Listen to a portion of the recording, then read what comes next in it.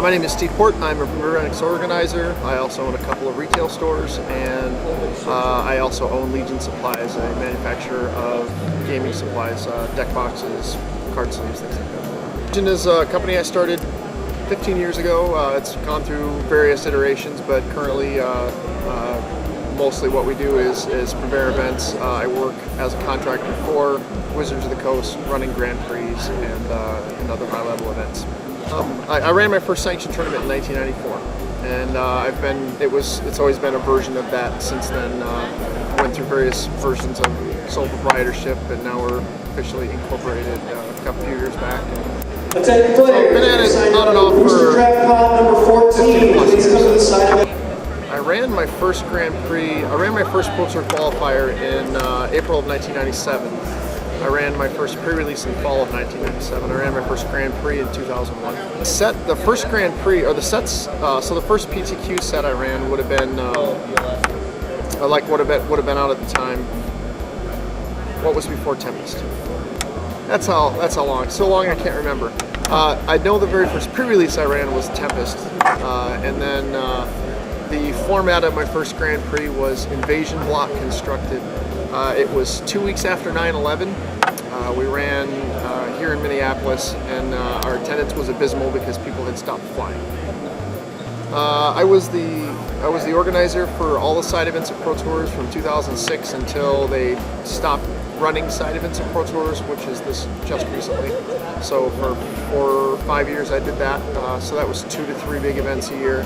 I've run a handful of Grand Prix. I'm on my second one this year. I've got another one at the 10 to end it last year, so I'm probably up at 6 or 7 on that.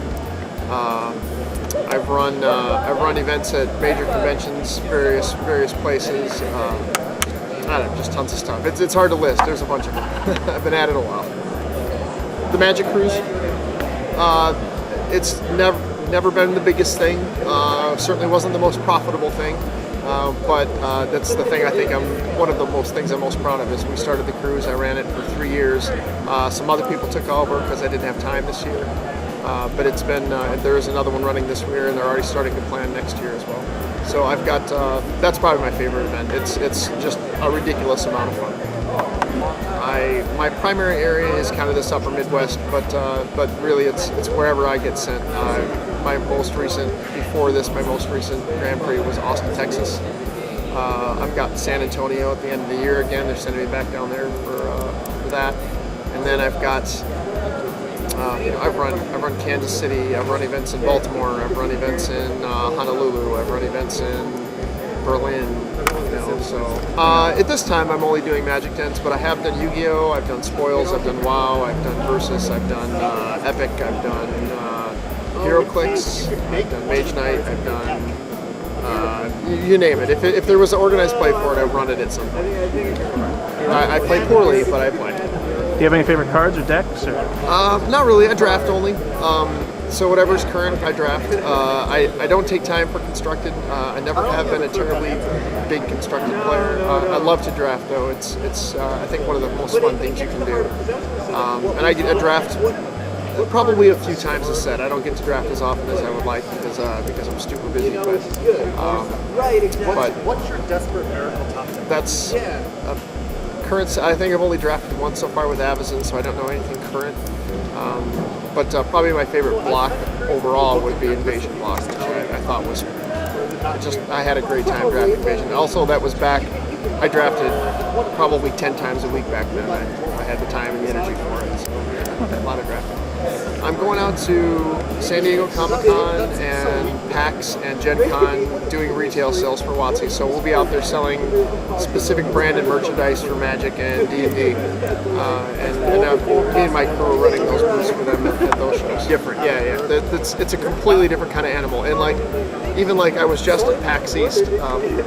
PAX and San Diego Comic-Con and Gen Con are even all very different sorts of creatures. They just, the types of people that show up to them, they have a different focus. You can find some of the same stuff at all of them, but they all have a little bit different focus. And it's, San Diego Comic-Con I've never actually been there myself. This will be my first time, but from all accounts, it's huger than you can possibly imagine. I've been to PAX before. It's a neat show, a lot of fun, different stuff.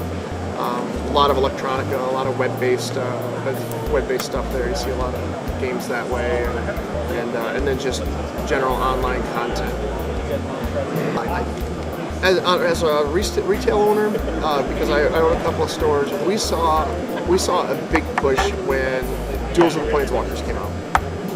We saw a lot of people who hadn't played in years come back because they downloaded Duels of the Planeswalkers and they're like, oh yeah, Magic, I love this game. I used to play this when I was a kid, and now they've gone through college, they've got families, they've got jobs, things have settled down, and they realize that it's still there and it's still awesome, so they come back to it.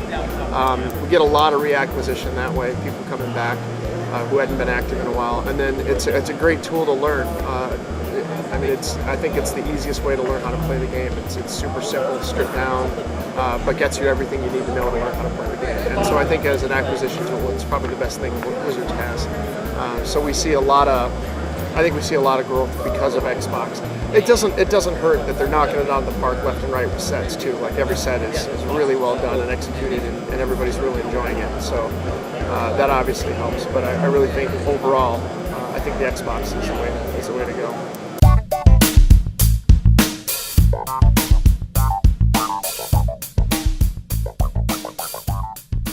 The company's trollandtoad.com. We're a company located in Corbin, Kentucky. It's a nice little town,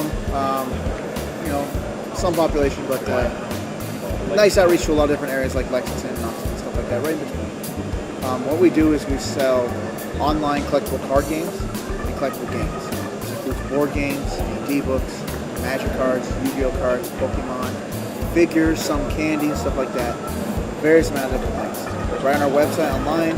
We also sell through Amazon and eBay, so we do a lot of online sales. That's our main thing. We're Power9.com. We sell almost exclusively Magic the Gathering cards. We're based out of Madison, Wisconsin. We come to a lot of the Grand Prix. Most of the ones that are in the United States per year we try to go to. And we go to a lot of other events as well. Things like anime conventions, comic book conventions, different types of events. We try to go to as many of the Grand Prix and the Pro Tours as we can. It sort of depends on the distance and whether or not there's conflicting events on that same weekend. Try not to do 6 or 7 events in a row. That's kind of rough on you, just like playing in the events. Working the vendoring is also very difficult, except we can't leave halfway through. On an average event like this, we probably bring something like 300 different cards, 400 different cards, but we bring multiples of each card, usually like 8 to 16 of a certain card. That way customers can buy multiple for whatever they want to use them for, whether they're just collecting it or putting it in their deck or something like that. We have vans and stuff we go around with. Of course, we bring all of our items, our setup, our showcases, our banners and stuff like that. So we travel around, or sometimes we fly and have to send packages through the mail and stuff like that, arrange it ahead of time to meet us at the hotel. But travel items set up. It's not that bad, not that hard really to set up all our items. It's pretty great. We usually have a good presentation. I mean, when we come to an event, we do not bring all of our cards. We bring a small section, maybe Starts at amazing additional qualifier. maybe 80,000 cards or so. We just try to bring, like this happens to be a Type 2 event, so we just brought On the wall, opposite the side of the all the stuff that we expected people to ask for in Type 2. So, like 20 to 30 copies of each card, a bunch of the commons and uncommons, a couple foils for people, and then just nice stuff for the cases to have, some power cards, some misprints, stuff like that. Probably 6 million. So, how many boxes does that look like? 6 million cards.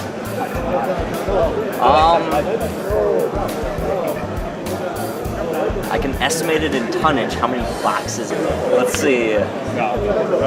6 million cards is about.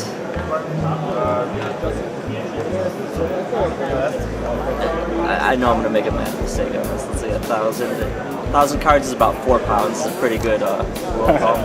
So 6 million is 6,000 1,000s.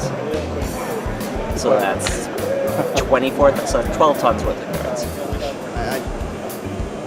Millions and millions and millions. It's a warehouse full. The warehouse that we work in used to be a Hallmark card center, and now it's the building we purchased is 1 million square feet total, and It's just a gigantic warehouse of items stored alphabetically in order, and like that. If you need to find an item, we have a system. It's easy just to check where that item is. You go right to that spot, get that item. It's pretty great, and it's awesome for the people who make orders from us. We usually have something like somewhere around 1,300 to 1,400 orders on the average day. The high traffic days get up to 2,000 plus orders, and it's a pretty good sized company. A lot of people work there too. So. To start the weekend, Bonfire of the Damned was very popular. It seems like a lot of people were going to be playing in that. A lot of decks. It's continuing on the rise in the room. Throughout the weekend, we've seen a lot of other cards pick up in sales, surprisingly so. Gisela. Oh, Zealous Conscripts, definitely, yeah. You can't keep those around. Sigarda, Clifftop Retreat, Glacial Fortress 2 actually kind of picked up throughout the weekend stuff. A lot of the cards we expected, and the new set cards, this is like the weekend when they're starting to really peak and people trying to figure out what decks they want to build and what cards they want to use in their decks. So a lot of those items finally starting to get played and become really popular. There was a few other cards that people asked us for that, I'll be honest with you, I didn't even really get to know yet. I haven't get to play much with these cards yet. So, but there's a lot of different. I was surprised by the amount of different cards from the new set we want to use. Usually, when a new set comes out, the first couple of weeks, people are really hesitant. They're only using the big cards that they know of. And right now, it seems like there's a lot of cards in the set that are getting some play, even if it's one or two of the decks. At least getting like somewhat play. That's great. I think it's just going to be a good set. That's tricky. Bonfire was really big. The problem is that it wasn't a big seller because there wasn't a huge supply of them. So you have people going from dealer to dealer asking for them, but if no one has them, it seems like 10 people asked 12 dealers. So it seems like it got asked for 120 times, but the need had been met. Probably would have been a lot less of them, but Terminus sold really well.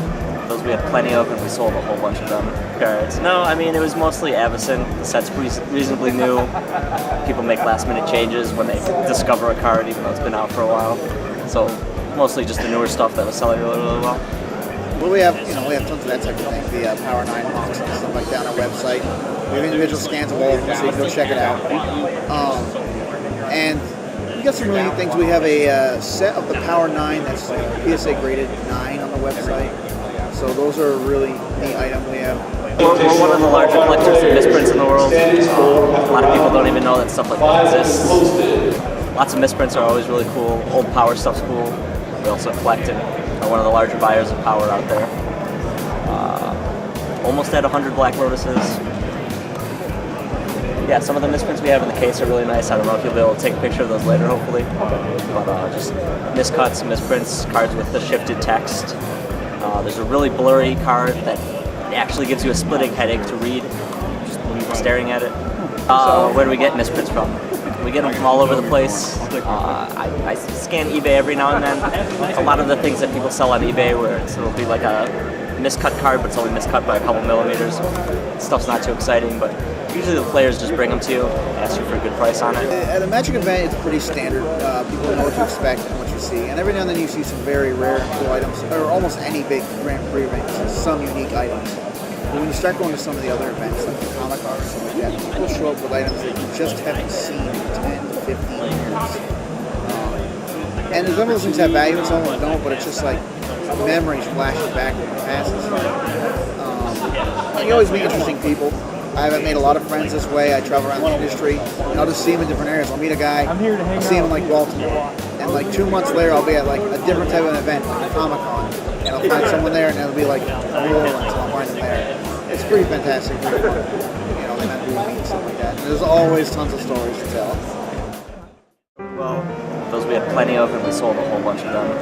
And then there's always the random commons and uncommons people forget. Feature matches for round 15. Divine Table Offering. 4, Probably Brad Nelson versus Lucas Pastorini. Brad Nelson and Lucas Pastorini. And from table 6, David Sharpman and Jared Schultz. David Sharpman and Jared Schultz. Please report to the feature match area. They have an excellent PA system here. We'd never try to battle that thing. Officially incorporated a couple of years back. Attention players, Been at it on and off booster for draft pod number 14. Please come to the side of that counter. You are No, wait, your PA for a second. Yeah. Right. And And just know something like this. These guys, most of them are really nice people.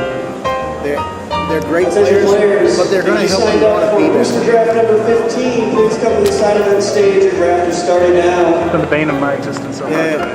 A lot of cool stuff to do there. Restaurants are all great. The food bar is very high. Players sign up for booster draft number 14. Players sign up for booster draft number 14. Please report to the judges. Sign up at stage so that we may seat you for your booster draft. That's One of those so the And is there any cool cards or high gems in your collection that you've gathered through the years that you've been selling, or things that you've misprints. almost hated to sell? We're one of the larger collectors of misprints in the world. A lot of people don't even know that stuff like that exists. You've got the cards with 4 Right, different cards on round them. begin in 60 seconds. So Got please cards find where your part of it seats. is Round begin shifting. in just under a minute now, so please find your seats. This PA system's killing me. Daniel